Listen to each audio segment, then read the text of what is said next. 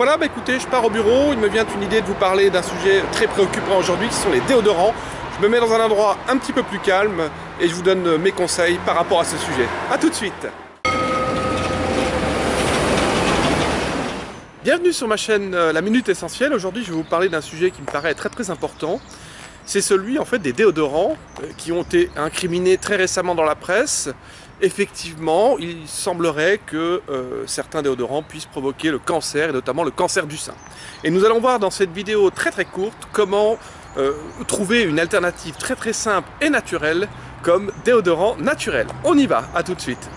Alors tout d'abord, ce qu'il faut savoir sur la transpiration, c'est qu'elle est tout à fait naturelle. Elle est provoquée soit par un stress, soit par la chaleur également, mais également peut-être provoquée par une hyperactivité des glandes sudoripares.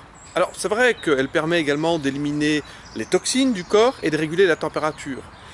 Mais en fait l'utilisation de certains produits chimiques semblerait provoquer en fait le cancer du sein. Alors l'alternative la plus simple que j'ai pu trouver avec les huiles essentielles, c'est d'utiliser l'huile essentielle de Palma Rosa. C'est une huile en fait qui a des caractéristiques très bénéfique contre la transpiration. D'une part parce qu'elle est antibactérienne. Il faut savoir que les odeurs provoquées par la transpiration sont dues à une prolifération des bactéries. Donc avec cet effet antibactérien, on va pouvoir limiter les odeurs. Elle est également antifongique, d'ailleurs on l'utilise contre certaines mycoses, elle va s'attaquer aux champignons. Et puis également, ce qui est très appréciable avec l'huile essentielle de Palma Rosa, c'est qu'elle a une odeur très agréable qui ressemble un petit peu à l'eau de rose. Alors comment utiliser cette huile essentielle de Palma Rosa que vous allez trouver dans le commerce, en pharmacie. Moi j'en ai acheté hier, en fait ça m'a coûté 4,90 € le petit flacon. Vous avez besoin en fait d'une seule goutte que vous allez en fait poser sous les aisselles chaque matin, également le soir, si vous avez plutôt de la transpiration pendant la nuit.